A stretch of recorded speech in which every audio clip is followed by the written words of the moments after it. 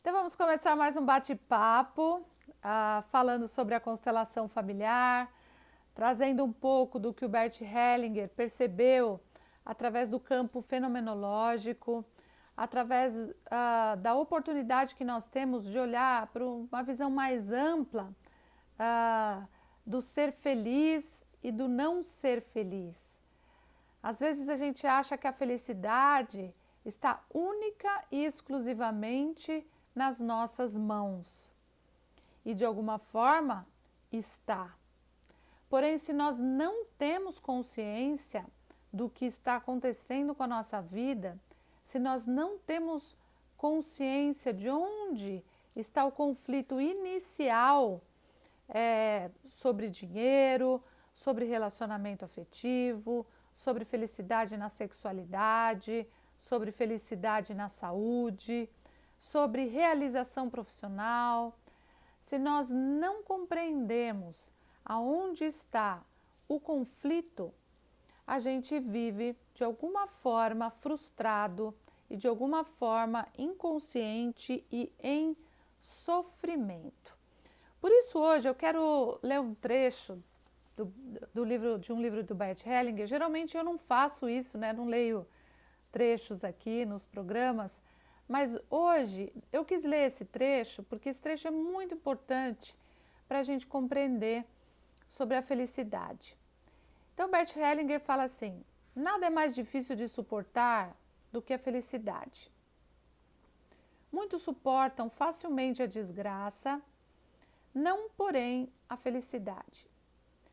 Os infelizes, em sua maioria, sentem-se ligados à própria família por sua própria infelicidade. Sentem-se inocentes e com boa consciência, e isso é um grande consolo em sua desgraça. Inversamente, quem está feliz, enquanto pessoas da sua família estão sofrendo, costuma sentir a consciência pesada. Então faz todo o possível para voltar a ser infeliz e acaba ficando feliz na desgraça. Gente, então isso é mais comum do que a gente imagina, mas é muito mais comum. Desde sentimentos, desde dores, né? Eu vejo isso muito quando eu analisava as dores que a minha avó sentia, eram as mesmas dores que a minha mãe sentia, e de repente, depois de um tempo, eu comecei a sentir as mesmas dores. E eu falei assim: de onde vem isso?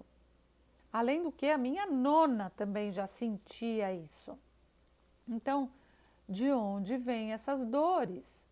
Né? A gente acha que nós podemos controlar tudo, né, através só de um trabalho individual. Sim, podemos. Aliás, o trabalho individual faz com que a gente deixe com eles essa dor, a dor que é deles. Então, quando nós vamos avaliar a quem essa dor homenageia, a quem essa dor honra, eu no meu caso, né, fui olhar para isso e apareceu a dor de muitas gerações que trabalharam no campo, que trabalharam carregando peso mesmo, trabalharam com o corpo. E o quanto essas dores, elas de alguma forma se manifestavam como uma frase: foi demais, né? Então, várias vezes, por exemplo, eu me peguei trabalhando acima da média do que qualquer ser consegue trabalhar. Por quê? Porque isso tinha no meu sistema familiar. As pessoas que fizeram isso numa determinada época por muita necessidade, né? Porque era trabalhar hoje para comer ontem, né? Ainda era para sustentar, tirar o atraso de ontem. Então, quando eu percebi isso, eu comecei a relaxar mais. E relaxando mais, ficando um pouco mais de tempo, também dormindo mais, ficando no ócio um pouco mais. Isso foi muito difícil e tem sido ainda um trabalho para mim. Mas por quê? Porque de alguma forma eu me sentia feliz se eu também dizia para os meus antepassados, olha, eu também trabalho muito, trabalho acima da média, trabalho numa carga pesada, bastante alta, né? Então, o Bert Hellinger fala assim, quando alguém está feliz ou obteve alguma vantagem, ao mesmo tempo que os outros em volta dele estão infelizes ou ficaram em desvantagem, a pessoa se sente culpada em relação à sua própria felicidade. E também sente culpada em relação ao destino ou a Deus. Quando alguém fica feliz porque se curou de uma doença grave, o que faz ele, se for devoto? Oferece a Deus um sacrifício para pagar por sua felicidade. Muita gente acha que sua felicidade será tanto maior quanto mais ela pague por ela. Nunca pude confirmar a verdade dessa crença. Quem paga muito, perdeu muito, mas dificilmente ganhou algo, exceto a sua sensação de inocência. Então, Bert Hellinger mostra aqui que a gente gosta de ficar na boa consciência. O que é a boa consciência? Os meus familiares sofreram, eu também sofro. Assim eu me sinto inocente. Eu não me sinto quebrando nenhuma regra, eu não sinto culpa, eu não sinto que eu estou tendo benefícios e eles não tiveram. Então, essa é a inocência que o Bert Hellinger fala da boa consciência. O que se deve fazer então para conservar a felicidade?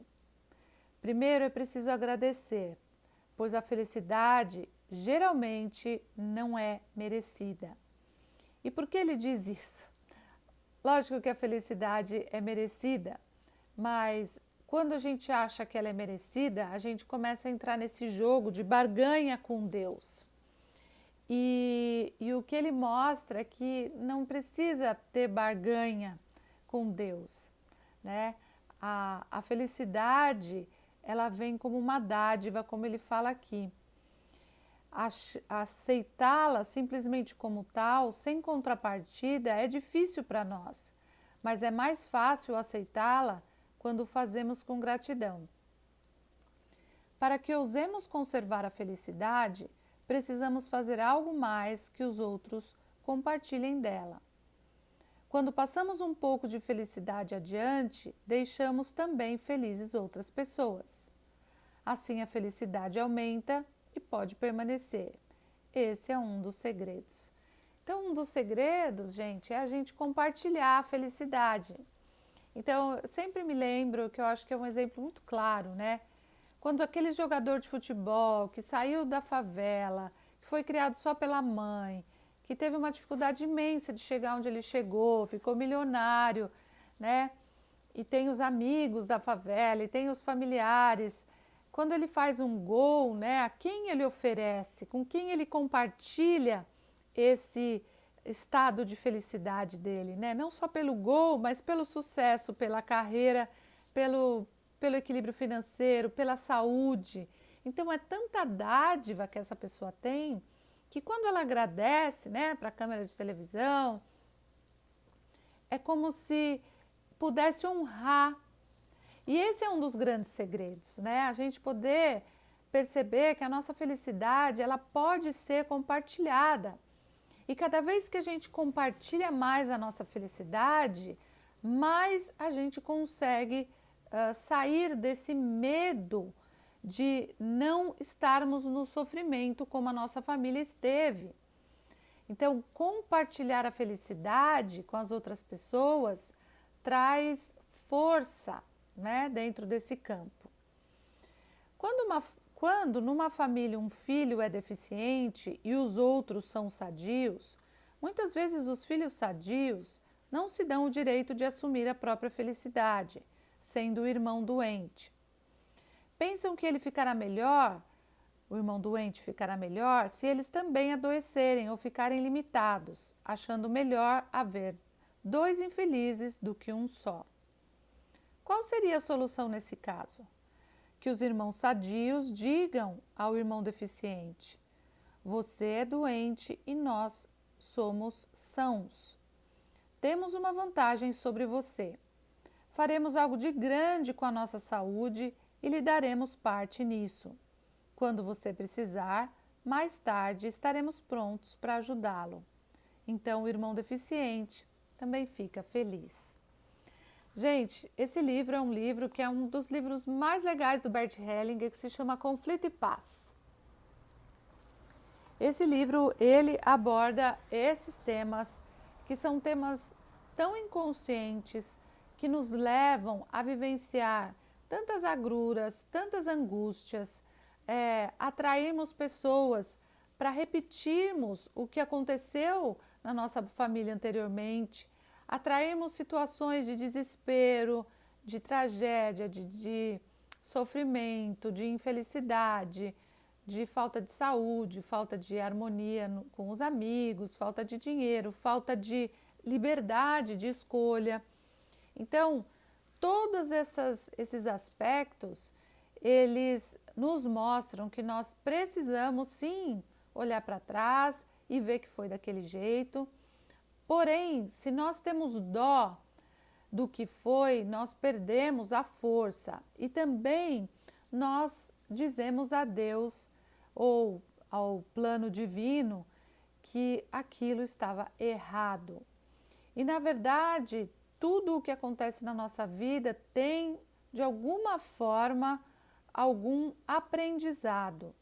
E é com ele que a gente deve conviver. Ficar lado a lado dessas pessoas que, mesmo que já não estejam mais aqui, ficar ao lado dessas pessoas, vendo realmente o que foi para elas e nos dando a chance de sermos felizes agora de um jeito que a gente possa compartilhar a nossa felicidade, a felicidade de um casal, a felicidade de uma família, a felicidade, às vezes, até de um sucesso na carreira, de uma mudança de país, de tudo que você considera que é muito importante como uma evolução para o seu sistema familiar. Às vezes ter uma casa própria, ter uma autonomia financeira, né? Então, tudo isso, quando a gente consegue, de fato, agradecer e fazer a nossa felicidade, a felicidade de todos, então a felicidade pode ter realmente a força que precisa.